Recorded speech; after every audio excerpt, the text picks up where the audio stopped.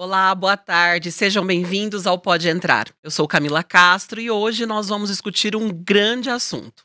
Mas antes disso, eu gostaria de pedir para que vocês pudessem estar curtindo aí as nossas redes sociais, se inscrevendo no nosso canal, mandando também as suas sugestões de tema, o seu comentário, deixando lá o seu feedback, lembrando que a sua opinião é muito importante para nós. Bom, pessoal, hoje nós vamos falar sobre conselho tutelar. Nós temos relatos que algumas pessoas que dizem que os conselheiros tutelares salvaram vidas. Crianças que estavam sofrendo violência sexual, violência física, violência psicológica e emocional, abandono, exploração sexual, trabalho infantil e evasão escolar.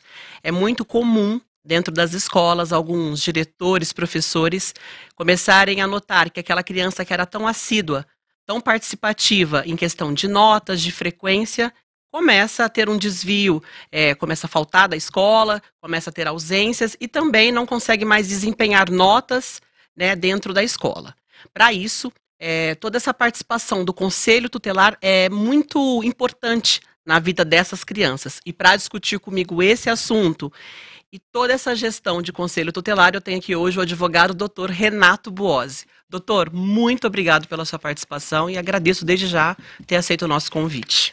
Obrigado, Camila. Estou muito feliz de participar aqui hoje do Pode Entrar, esse podcast que eu tenho acompanhado. A produção está muito legal. O pessoal que assiste em casa ou qualquer lugar do planeta onde a internet pode acessar, não tem noção do trabalho que dá para fazer. A sua equipe, a estruturação, a sua equipe técnica, pessoal muito prestativo, muito bacana e capitaneado por ti, que faz esse trabalho tão legal, não só na questão de divulgação, de difusão de informações na internet, mas onde você coloca a mão, que sabe fazer sempre as coisas da melhor forma possível. Hoje, tendo esse privilégio, essa oportunidade de participar contigo, estou muito lisonjeado e feliz por poder bater esse papo de um assunto que eu acho de grande importância, que é as questões vinculadas aos conselhos tutelares e proteção como um todo às crianças e adolescentes do Brasil. Espero poder colaborar, ainda que seja com um tijolinho, nessa obra que tu tens feito aí. Vamos lá para efetivarmos a nossa missão de hoje. Nossa, muito obrigada mesmo, muito obrigada da equipe toda, para nós que é um privilégio ter o senhor aqui. E eu já quero começar com uma pergunta, a principal. O que é o Conselho Tutelar? O Conselho Tutelar é um órgão que ele é determinado pelo Estatuto da Criança e do Adolescente, que é a Lei 8.069 de 1990, um órgão permanente. O que quer dizer permanente? Ele não é uma articulação de governo. Se um governo quiser retirar a composição do Conselho Tutelar, não pode, justamente porque ele é permanente. Não jurisdicional, quer dizer que ele não integra o poder judiciário, e ele tem a missão institucional de zelar pelo cumprimento dos direitos infanto-juvenis, os direitos infanticistas, principalmente os que são previstos no próprio Estatuto da Criança e do Adolescente e em todo o ordenamento jurídico como um todo. Como, por exemplo, hoje a gente tem uma lei recente, que é a Lei de Combate à Violência Doméstica e Familiar contra Criança e Adolescente, que é a Lei Henri Borel, essa que está sendo bem discutida por ser nova. A Lei do Sistema de Garantia de Direitos de Crianças e Adolescentes Vítimas ou Testemunha de Violência, que é aquela que tipifica os diversos tipos de violência. Eu já vi que você falou alguma coisa de violência, assim como a Lei Maria da Penha, ela tipificava algumas violências, como, por exemplo, violência física, violência sexual, violência patrimonial, violência moral.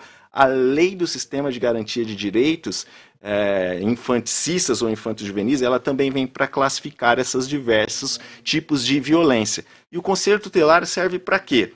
Justamente para fazer valer esse ordenamento jurídico como um todo, que assegura todos esses direitos e que luta para que não haja qualquer tipo de exposição à violência, vulnerabilidade, insegurança, opressão, etc. Na verdade, para garantir direitos infanto-juvenis como um todo.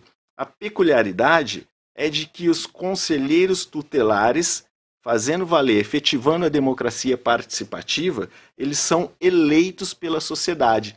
Olha só. Então, o conselheiro tutelar ele tem que estar na ponta da língua toda essa questão teórica, porque se a missão institucional dele é zelar pelo direito, Camila, se você está zelando pelo direito, você tem que saber o direito.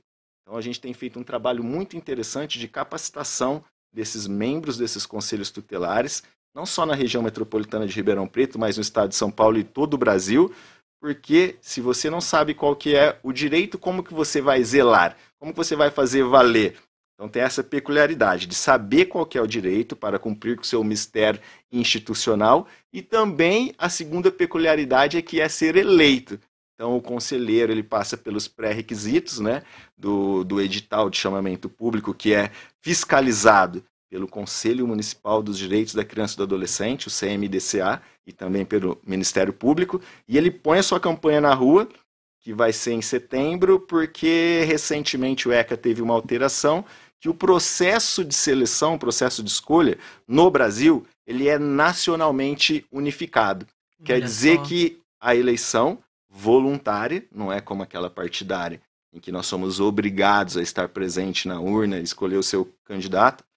A eleição para o Conselho Tutelar ela é voluntária, então você tem que convencer o seu eleitor a ir lá, e vai ser realizada neste ano, sempre um ano depois da eleição nacional, a eleição partidária para presidente da República. Então, a eleição para presidente da República foi o ano passado, né? Esse ano é do Conselho Tutelar, dia 1 de outubro, num domingo, em todo o Brasil. Ótimo. Que legal, né? Foi bom o senhor ter falado sobre isso. Quem pode se candidatar para ser um conselheiro tutelar? Na verdade, qualquer pessoa pode se candidatar, tá? O que o ECA ele exige como pré-requisito? Mais precisamente no artigo 133, que a pessoa resida no município, tenha mais de 21 anos e que tenha idoneidade moral. Esses são os pré-requisitos da lei federal, tá? O próprio ECA e a Constituição Federal, no artigo 30, ele fala que o município pode legislar nas questões de interesse local. Então, a lei municipal ela pode trazer algumas exigências a mais daquelas previstas no ECA, como, por exemplo, ensino médio completo, o terceiro grau, o ensino universitário, exigência de CNH, exigência de aptidão psicológica, exigências razoáveis, diversas, além daquelas previstas na lei federal. O que não pode ver, porque o processo ele é regido por um edital de chamamento público, né? Que ele deve fundamentar ou deve embasar na tramitação administrativa aquilo que é previsto tanto na lei federal no ECA, que são esses 3 pré-requisitos que eu te adiantei, como na lei municipal. O edital não pode inovar, tá? Então, em regra, e aqui um destaque para você que já está concorrendo no processo de escolha, você que queira participar, que é importante analisar os ditames, as determinações da lei municipal, porque ela pode exigir algumas especificidades, e aí cada município tem a sua realidade. Vou te dar um exemplo. Nós estamos fazendo, como organização de entidade do terceiro setor, a organização administrativa do processo de escolha de 4 cidades da região metropolitana de Ribeirão Preto: Pradópolis, Dumont, Pontal e Guariba. Cada lei municipal tem uma especificidade, uma peculiaridade diferente, cada uma tem uma exigência diferente. Então, a gente se ampara no ECA como norteador, como eu costumo falar, o guarda-chuva que traz as regras gerais, e tem as especificidades de cada lei. Pessoal que é candidato ou que se interesse, que só terá oportunidade daqui 4 anos, tem que estar muito atento com as determinações da lei municipal, que certamente muitas das vezes traz exigências a mais daquela prevista pelo estatuto. Certo, dessas 4 cidades que o senhor mencionou, o número de pessoas que vão ser candidatos, que vão dentro dessa mesa, vamos dizer, uma mesa diretora do Conselho Tutelar, depende muito do número de habitantes de cada cidade ou não? Não necessariamente. É bom você me fazer essa pergunta para destacar que o Conselho Tutelar ele é composto, cada conselho, por 5 conselheiros, tá? Certo. Então, cada cidade tem que ter, no mínimo, uma composição de conselho, com 5 conselheiros. Existe uma resolução do CONANDA, o Conselho Nacional dos Direitos da Criança e do Adolescente, a 231 de 2022, que ela sugere que a cada 100 mil habitantes deva haver uma composição de conselho tutelar. Ribeirão Preto, com 720 mil habitantes, tem 3 composições de conselho tutelar. Isso quer dizer, Camila, que os conselheiros tutelares nossos daqui da cidade têm trabalhado no mínimo dobrado. Se o ideal teria que ser, cada 100 mil habitantes, Ribeirão, 7 composições, nós temos menos da metade. E, respondendo objetivamente sua pergunta, não interfere a questão populacional. Esse ano, aqui inscritos em Ribeirão Preto, nós temos 55 candidatos. Para uma cidade de 720 mil habitantes, é muito pouco. São poucos concorrentes, porque nós elegeremos, dia 1º de outubro, 15 conselheiros. São 5 para cada conselho e os seus respectivos 15 suplentes, tá? Então nós estamos vendo uma curiosidade, um fenômeno nessa eleição específica de 2023, que muito poucos candidatos, muito poucas pessoas têm se interessado de exercer esse munus público que é trabalhar na garantia de direitos de crianças e adolescentes. Vou te dar um exemplo. Dumont tem 10 mil habitantes e Dumont tem 18 candidatos. Se comparado com Ribeirão, Dumont está dando um show. Sim. Pontal tem 50 mil habitantes e nós vamos fazer a eleição com 12 pessoas concorrendo. Isso é, se o pessoal passar por todas as etapas do processo de escolha, que muitas das vezes tem a prova objetiva, tem a questão de informática, a questão de aptidão psicológica. Pontal exige, porque está na lei, tá? Aquilo que eu te falei. Se não tiver na lei, não pode exigir, na lei municipal, tá? Exige até aptidão psicológica.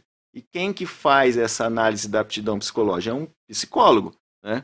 Enfim, então eu estou te contando, estou te dando essas referências dessa especificidade, dessa peculiaridade que eu quero destacar, que dessa eleição poucas pessoas interessadas.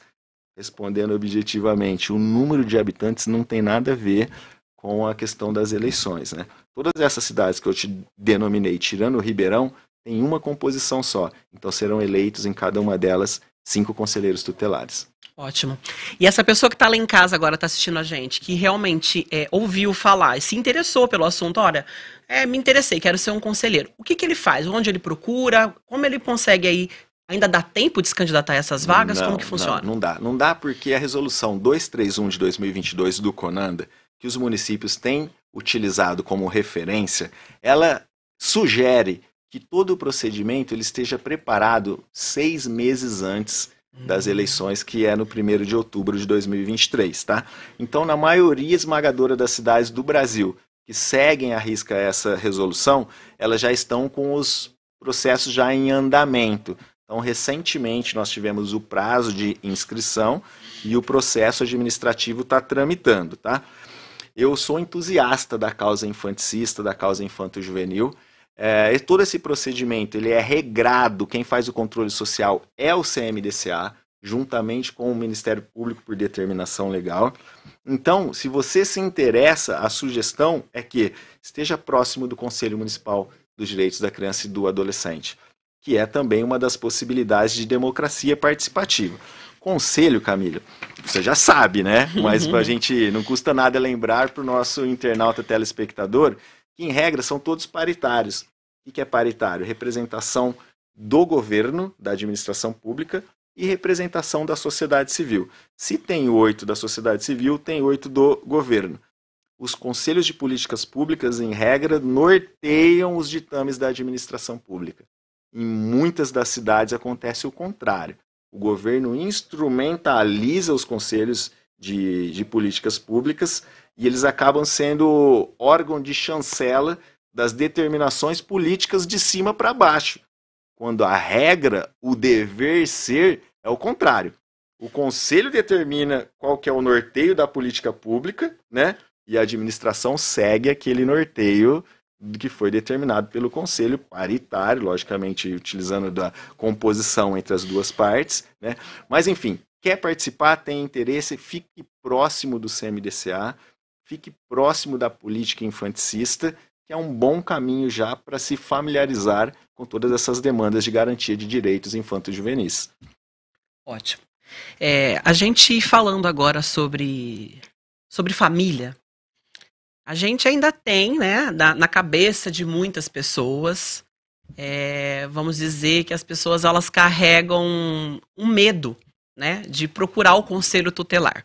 Né? Existe aquela fábula, não, se eu procurar o conselho tutelar, a maioria das mães, que eu estou precisando de ajuda, meu filho tá com desvio de comportamentos, eu estou precisando de uma ajuda de um órgão, vou procurar o conselho tutelar. Mas a maioria dessas pessoas, elas têm aquele medo, aquilo travado dentro da cabeça delas, que se ela procurar, eles vão tomar o filho dela. E não é isso, né, doutor? Né? Realmente o conselho tutelar, ele está ali para ajudar essas mães, esses pais que precisam dessa orientação. Eu gostaria que o senhor falasse um pouco sobre isso. Sim, na verdade, o Conselho Tutelar, Camila, ele não é um órgão executivo. Ele não executa a prestação de serviços públicos. Ele é um órgão de garantia do direito infanto-juvenil e que ele tem que atuar, ele deve atuar para cessar na hora qualquer tipo de violência, de vulnerabilidade, de insegurança que porventura a criança ou adolescente esteja sofrendo, tá? Criança e adolescente, o que é uma criança, segundo o critério legal, que é o critério cronológico? Criança é a pessoa de 0 a 12 anos incompletos. Adolescente é a pessoa de 12 anos até 18. Então, em regra, o ECA se aplica a essas pessoas, tá? Muitas das pessoas confundem qual que é a função institucional do Conselho Tutelar. Vou te dar um exemplo que você falou aí. Desvios comportamentais, isso é complexo, né? O que é um desvio comportamental? Se for a rebeldia, que é normal de uma determinada faixa etária, o Conselho Tutelar necessariamente, em regra, não tem que atuar. Quando que ele tem que atuar? Quando existe a violação do direito. Quem pode ser o violador de direito, Camila? Pode ser a própria família, pode ser a sociedade, pode ser o próprio Estado. Então, muitas das vezes, o agente do Conselho Tutelar, ele vai bater de frente com órgãos do Estado, como os entes federativos como um todo, União, Estados federados, municípios, quando eles não atendem com a sua missão institucional. Aí você fala, quando que o poder público pode atacar direito infanto-juvenil? Quando, por exemplo, a criança não tem vaga no ensino infantil, não tem vaga na creche. Está sendo violado um direito de educação. O Conselho Tutelar deve agir? Deve agir. Ele não pode, ele deve, tá? Quando, por exemplo, o Estado viola direito? Quando a polícia faz uma abordagem policial numa criança ou adolescente e utiliza de violência desnecessária, tá? Quando não fomenta uma vaga também, seja no ensino médio, no ensino fundamental, o Estado é violador de direito? Sim. E o Conselho Tutelar deve agir nessas hipóteses, tá? E quem pode ser violador do direito? A própria criança ou adolescente. Isso está no artigo 98 do ECA. Esses violadores estão aí no dia a dia. O pai e a mãe podem ser violadores. Só que aí você chega sei lá, o menino está tendo desvio de comportamento. A Lei de Diretrizes e Bases da Educação Nacional, ela fala que são 2 tipos de educação, no mínimo, que nós temos que observar. A educação cultural, aquela que é de berço, de dentro de casa, que é a responsabilidade e dever dos pais. E a educação formal, dos bancos escolares, do letramento, do beabá. Essa é a obrigação do Estado.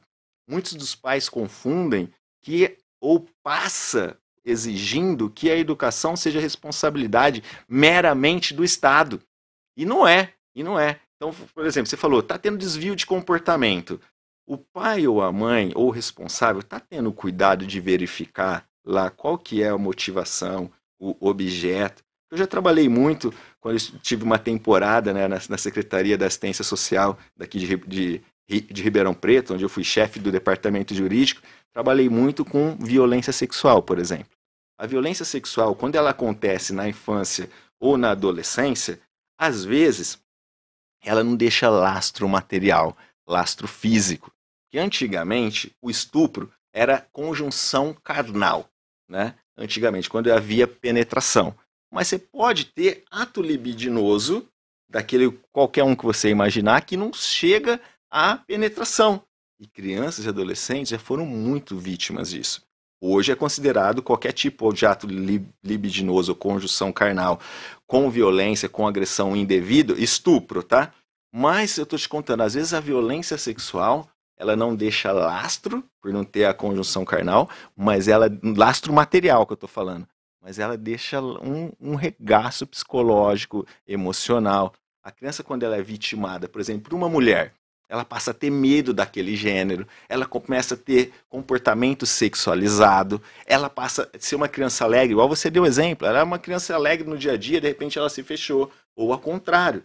Então, o pai, a mãe, o responsável, quando está diante de mudança brusca de comportamento da criança ou do adolescente, ele deve, tá, estar ali orientando, acompanhando, fiscalizando, estar atento, que eventualmente ela pode estar sendo vítima de algum tipo de violação, de violência. E se ela estiver, aí sim, o Conselho Tutelar deve agir para fazer os encaminhamentos necessários, para exigir dos órgãos públicos que numa situação específica de não observância do direito, que aquele órgão responsável ele haja, tá? Porque se não tiver violação de direito, for meramente um eventual desvio comportamental, um desvio de conduta que não tenha violação de direito infanto-juvenil, não tem a competência de atuação do Conselho Tutelar.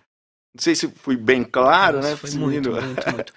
Aproveitando, eu quero fazer duas perguntas, aproveitar o gancho dessa explicação que o senhor nos deu. A primeira, eu quero saber o seguinte: o senhor falou que o Conselho Tutelar ele pode intervir aí quanto a uma vaga escolar. No caso de um exame médico, de uma especialidade aí que essa criança tem uma doença, ele também pode intervir ou não? Pode intervir se não estiver sendo observado o direito à saúde, tá? Ele pode intervir nos diversas possibilidades de fomento de políticas públicas e de serviços públicos, seja qual área for. Dei exemplo da educação, você também falou sobre a educação, tanto na área da saúde quanto na área de assistência social. O conselheiro tutelar, ele tem um leque de medidas protetivas que ele pode aplicar de acordo com a ocorrência do fato em concreto, quando do objeto do seu trabalho. E tem justamente isso, exigir, fazer requisição de serviço público na área da saúde, que é típico, característico isso. O Conselho Tutelar, muitas das vezes, ele é a porta de entrada da vulnerabilidade, da comunicação da violência, né? A lei que eu te falei, do Sistema de Garantia de Direitos de Criança e Adolescente, vítimas ou testemunha de violência, ela exige, ela determina que todos nós, qualquer um de nós, quando estejamos de frente e sejamos testemunhas de uma violência, nós somos obrigados a comunicar à rede. A rede protetiva socioassistencial, composta por diversos órgãos, tais como segurança pública, como assistência social, CRAS, CREAS, como educação, como o próprio Conselho Tutelar. Então, muitas das vezes, e programas como o seu, como essa oportunidade de podcast que nós temos de difundir isso, de orientar a população que eles podem sim acionar o Conselho Tutelar, é determinação legal, sob pena, tipificado por essa própria lei que eu te falei, de prática de um crime de omissão. Você acredita nisso? Está numa lei recente aí do Sistema de Garantia de Direitos. Se nós presenciarmos uma violência e não acionarmos a rede, não fazermos uma denúncia, Conselho Tutelar, polícia, seja qual órgão for, para que haja a efetivação de todo esse aparato instrumental para proteger a criança ou o adolescente, nós insurgimos num crime omissivo. O que é o crime omissivo? Quando você tinha um dever de agir, de atuar e não agiu. Porque uma conduta ela pode ser caracterizada tanto pela ação, que é o que nós chamamos de comissivo, quando eu faço, eu quero, eu faço, tanto pela omissão, quando ela seja indevida. Quando que ela é indevida? Quando eu tenho o dever de fazer e não faço. Então, podemos acionar, né, os órgãos protetivos. Polícia, principalmente o Conselho Tutelar, que quando ele se depara com esse tipo de denúncia, ele é obrigado, dentro das suas competências técnicas, a dar vazão e cessar, fazer parar a violência no momento que ela esteja ocorrendo. Diante dessas situações, doutor, dessa vivência que o senhor tem, de todo esse conhecimento aí de Conselho Tutelar, o que nós podemos dizer de um caso extremo que uma criança tenha sido recolhida realmente dos pais? Eu queria que o senhor exemplificasse alguma coisa olha, realmente foi uma situação que nós passamos de um caso bem extremo mesmo. Violência sexual é uma das principais. Drogadição. Tem muito hoje com esse inferno, para não usar um adjetivo pior, porque os nossos internautas não merecem isso ouvir, mas esse crack que está maldito, está devastando as pessoas que são vinculadas a esse tipo de droga. Muitas das vezes têm filhos e muitas das vezes deixam a criança ou adolescente numa situação de miserabilidade, uma situação de não observação dos direitos muito clara, muito assim, que não se pode deixar, tá? Em regra, não se tira uma criança ou um adolescente sob os cuidados de quem tem o dever de proteger, em regra, pai e mãe. Em que pese tem algumas possibilidades, por exemplo, de guarda, tutela, adoção, que você tira a responsabilidade dos pais para atribuir, às vezes, a parentes com vínculos consanguíneos, e na pior das hipóteses, pessoas que não têm esse vínculo consanguíneo. Mas um caso que me lembra agora, questão de drogadição mesmo, de violência sexual, de abuso, de exploração sexual, são casos típicos que o Poder Judiciário vem com mão pesada, né? Não tolera muito. Entendemos nós, a sociedade, de forma razoável, né? Esses dias, eu fiz um júri já, né? E no júri, julga crimes dolosos contra a vida.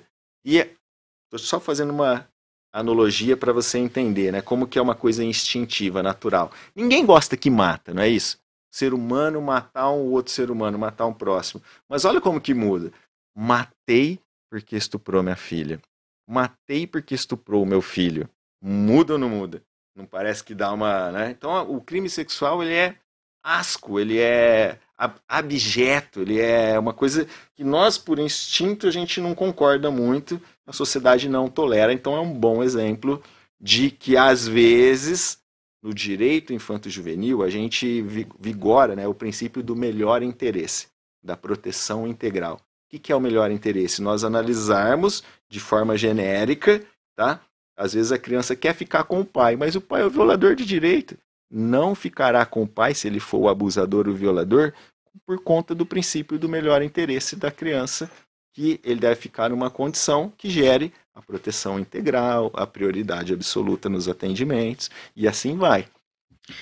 O que mais tem me assustado nos últimos tempos Sim. é o aumento de número de crianças, né, que têm ficado aí nos semáforos da cidade de Ribeirão Preto, né, que é uma cidade tão grande, vendendo bala, vendendo doces. E essas crianças estão expostas aí a essa situação de vulnerabilidade, que a gente sabe, e na maioria das vezes a gente também sabe que essas crianças têm esse trabalho, que vamos dizer que, né, é proibido, mas tem esse trabalho, e todo esse dinheiro que elas ganham com esse trabalho, com essa venda desses doces, elas trazem para casa para esses pais, que são coniventes a isso, essa prática de deixarem os filhos.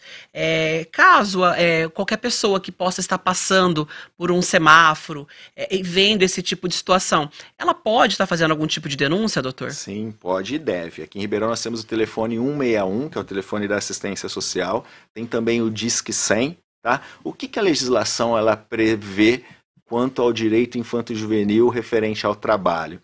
Menor de 14 anos não pode trabalhar. A partir de 14 anos até os 16, na condição de aprendiz. A partir dos 16 até os 18 anos, você pode trabalhar com algumas limitações. Por exemplo, não pode trabalhar em ambiente insalubre, não pode trabalhar após as 22 horas, não pode trabalhar em determinados tipos de serviços, né? Então vamos lá. Uma criança que esteja no semáforo já está errado, é um absurdo. Por que ela está errado? Muitas das vezes ela não está tendo o seu direito garantido de escola. E criança é para estar no seio da família ou estar na escola. Muitas das vezes ela está tendo o seu direito violado de educação. Quando eu estou te contando de direito violado, quem que é o responsável por fazer valer? Conselho tutelar. E aí sim, comunica-se o conselho para que ele possa acionar a rede para fazer alguma coisa para tirar aquela criança da não observação do direito e da vulnerabilidade. Também, por exemplo, ela está indo na escola. Local de crianças, além da escola, é no seio da família, conforme eu adiantei, em atividades de contraturno escolar. tá? Tem que estar na assistência social, que nós chamamos lá em atividade de fortalecimento de vínculos, né? A assistência social trata muito sobre isso. Estar no semáforo vendendo bala, pano de prato, qualquer que seja a coisa, se for criança, não é o seu local. Isso a gente tem convicção disso. Quem está sendo falho? A sociedade, o Estado, por intermédio, muitas das vezes, do ente federativo, o município, a família dessa pessoa tem que ser acionado, tanto a assistência social quanto o conselho tutelar, para intervir, que é caso, sim, de intervenção estatal por intermédio de seus órgãos competentes. Dentro dos conselhos tutelares, doutor, nós percebemos que a maioria das ocorrências, ela sempre vem de bairros periféricos. O que falta nesses bairros? Por que tem essa diferença entre um bairro classe A e um bairro classe C dessas crianças? Por que essas ocorrências chegam tanto dos bairros periféricos dentro dos conselhos?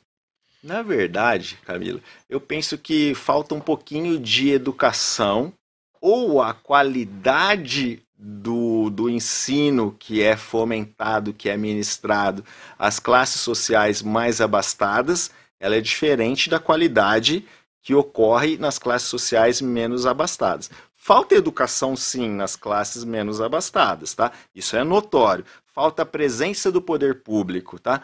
Mas eu discordo um pouquinho de ti que não existe esse tipo de violência nas classes sociais mais abastadas. Vou te dar um exemplo agora, que eu acabei de falar para você da Lei Henri Borel. O que é a Lei Henri Borel? O que é a Lei da Palmada, a Lei Menino Bernardo? São casos de violência contra crianças e adolescentes que ocorreram em famílias ricas.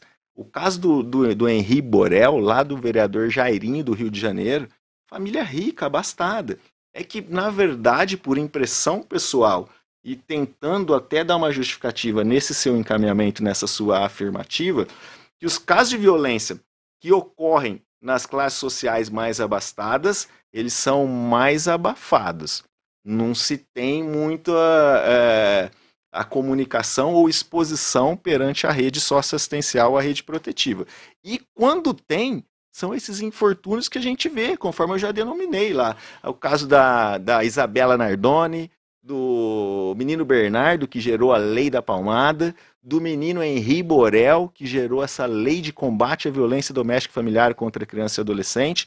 Quando a gente se depara num caso na sociedade, na high society, na alta sociedade, são esses infortúnios lamentáveis que aí sim o Miguel Reale ele traz a teoria tridimensional do direito, né? Fato, valor e norma. Acontece um fato, a sociedade valora e eles trazem uma norma. Quantas crianças nós vamos deixar ser vítimas ou não vamos cumprir, honrar com o direito, com o ordenamento jurídico posto aí, para gerar mais fatos, para vir mais leis, né? Quantas desgraças precisarão acontecer? Nós já temos uma legislação que é muito interessante. O que falta são as pessoas, quando se depararem em casos de violência, denunciarem, acionarem a rede, principalmente, porque na classe menos abastada já acontece, pelo menos é mais visível, principalmente nas áreas mais abastadas também, né? Mas por impressão, dá essa impressão que o rico expõe menos a violência ou menos a vulnerabilidade. Não sei se procede, mas pelo menos por impressão acontece a violência mais palpável, mais visível nas classes sociais menos abastadas mesmo, né?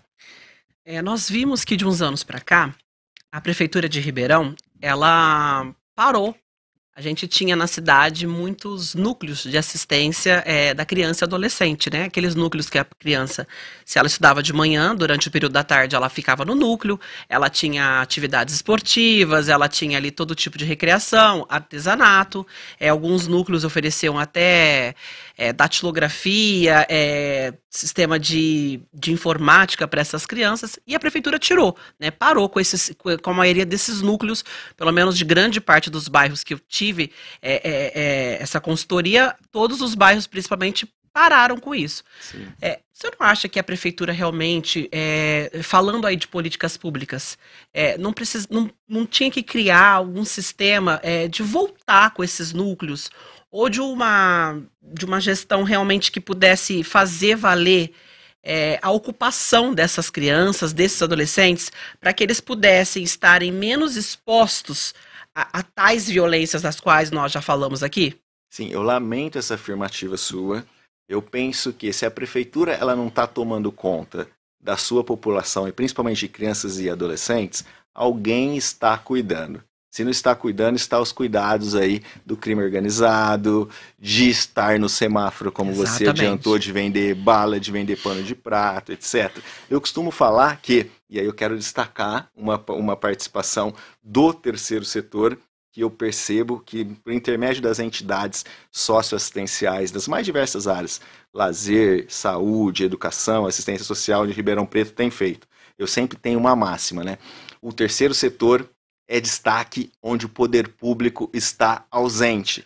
Então eu tenho notado uma articulação muito interessante de tentar solucionar essa ausência de efetivação de políticas públicas dos municípios por intermédio do associativismo, né? Já que o poder público não fomenta, vamos criar a nossa associação, vamos fazer atividades de contraturno, de serviços de convivência, de fortalecimento de vínculos, né? E o terceiro setor tem atuado, pelo menos por impressão pessoal, né? De forma muito interessante aqui no município de Ribeirão e na região toda onde eu tenho acompanhado de perto. Eu sou um entusiasta, viu, Camila, do trabalho do terceiro setor.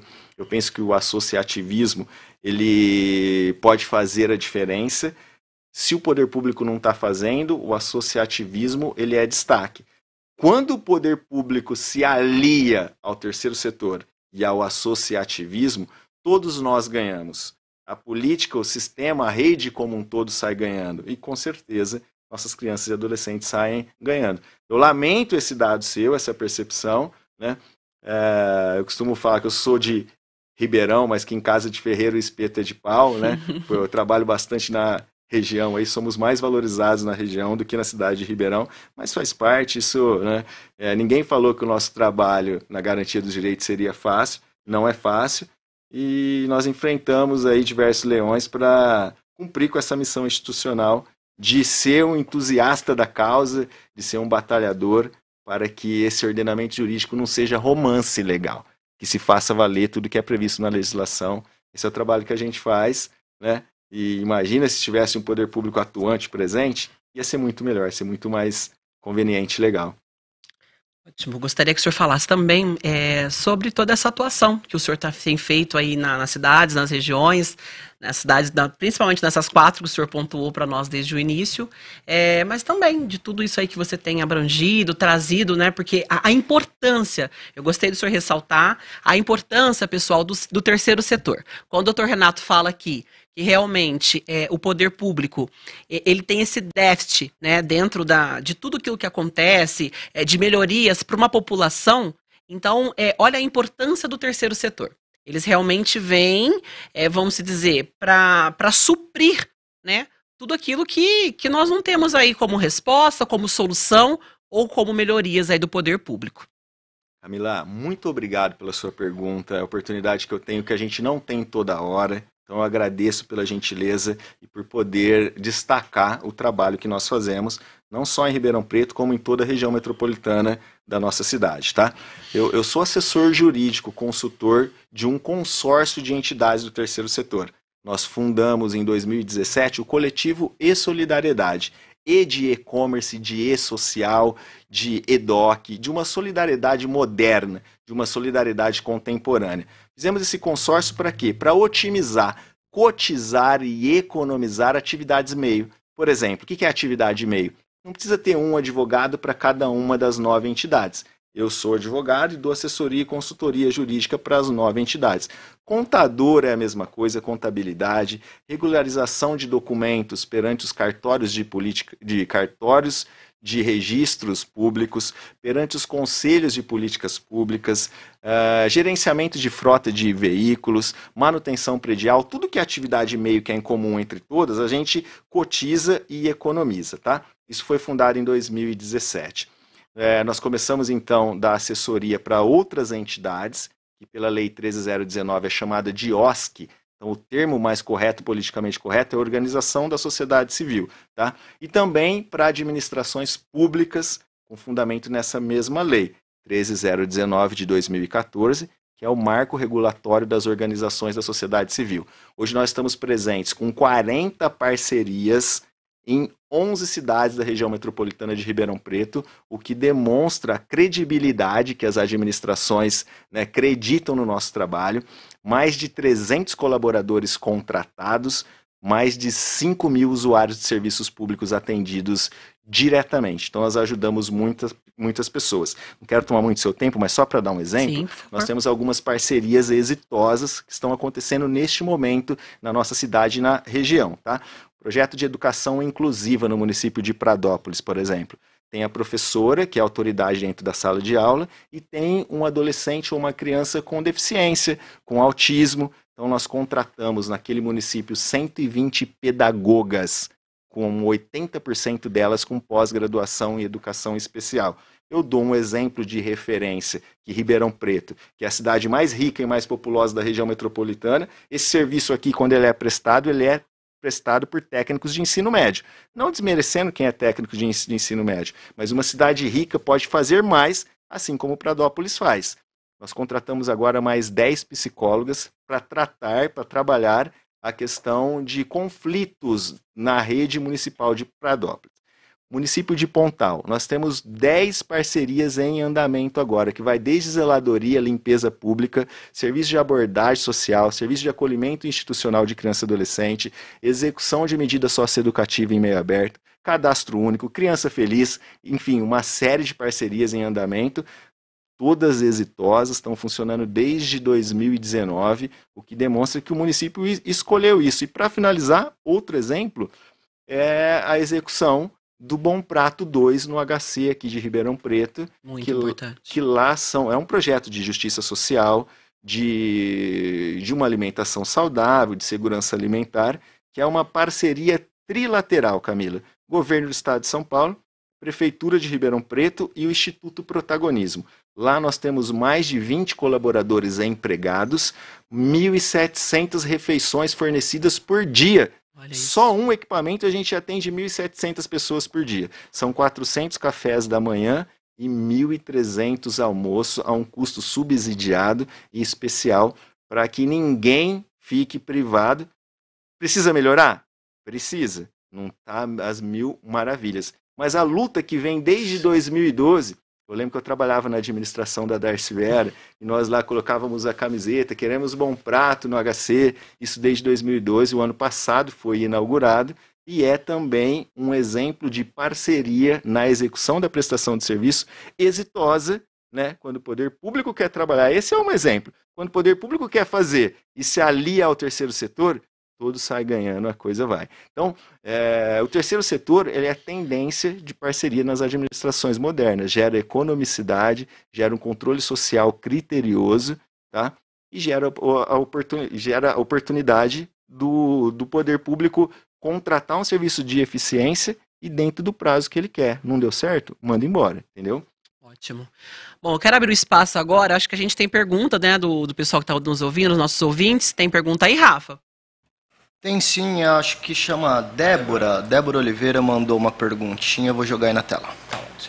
Bom, a Débora Oliveira. O Conselho tem autonomia para fazer valer os direitos e garantia dos menores perante ao Estado, Prefeitura e aos particulares sobre os seus estudos? Ou somente Estado e Prefeitura? Ela também fala que crianças que encontramos nas ruas pedindo dinheiro ou vendendo algo com ou sem os pais para fazer zelar por eles é uma denúncia? Porque existe muitas nas ruas e um período noturno nas portas de bares. Tá, ô Débora Oliveira, obrigado pela pergunta também, dá oportunidade para a gente esclarecer, Camila, que qualquer agente violador de direito está sujeito à interferência do Conselho Tutelar, tá? Quem está no artigo 98 do ECA, quem que pode ser o violador? A sociedade, o Estado, por intermédio de seus 3 entes federativos, a família ou própria criança ou adolescente, quando ele não zela por seu próprio direito, tá? E aí o Conselho Tutelar tem que ser acionado. Nós já adiantamos aqui da questão de trabalho. Criança não pode trabalhar, lugar de criança não é no trabalho. Não tem aquela música, se eu não estiver enganado, do Palavra Cantada? Criança não trabalha, criança dá trabalho. E dá mesmo. Se você coloca um filho no mundo, um ser humano no mundo, você tem que saber que você vai ter trabalho, né? Uma camisinha, um método contraceptivo, ele custa mais barato do que uma lata de leite Nã. do que um pacote de leite, não é isso? Eu sei que nós estamos tratando com instinto, de ser humano, legal, mas que nós tenhamos que ter responsabilidades, né? Então, o que eu quero destacar para Débora que fez a pergunta, né? O Conselho Tutelar, ele não é o órgão executivo, não é ele que vai lá e executar a demanda pública, né? Mas ele pode acionar. Quando acontece uma demanda, ele vai identificar qual que é o órgão, quem que está sendo displicente na observação do direito, que não está cumprindo com a sua missão institucional, com o seu dever funcional, e vai fazer a requisição para o órgão público que não cumpriu com o seu dever ser, tá? Ele pode ser acionado e deve ser acionado sempre nas questões de educação. E quem pode ser violador? A União, os Estados Federados, o Estado de São Paulo, sim, a Prefeitura, sim, o particular também. Bom, nosso horário já está quase terminando, mas eu queria que o senhor deixasse uma mensagem, doutor Renato, para esses pais. O senhor falou muito, nós entendemos sobre a questão que às vezes esse desvio de comportamento desses varia muito da idade também, que tem a idade que tem ali as suas, né? Mas eu queria que o senhor deixasse uma mensagem para esses pais que no início do programa eu falei que eles realmente estão passando por conflitos dentro de suas casas com esses filhos e eles têm esse medo, né, de procurar o conselho tutelar. Eu quero que você que está nos acompanhando não tenha medo de acionar o conselho tutelar quando estiver diante de um caso de violação de direito, tá? Quero contar um fato rápido. A Constituição Federal, ela garante a não intervenção no estatal do Estado do planejamento familiar. Atendi, quando eu trabalhava na prefeitura, uma senhora que morava numa comunidade, 20 e poucos anos, jovem, com 10 filhos. E aí, numa reunião lá, numa audiência na Vara da Infância e da Juventude, a mesa rodeada de diversos órgãos do Estado, Secretaria da Educação, Secretaria da Saúde, o HC, enfim, o Conselho Tutelar. Por quê? Porque estavam convencendo ela para que não tivesse mais filho ou que fizesse a esterilização, o procedimento cirúrgico de laqueadura. Estava convencendo porque, com 20 e poucos anos, com 10 filhos, né? Então as pessoas, quando colocam filho no mundo, têm que ter essa consciência.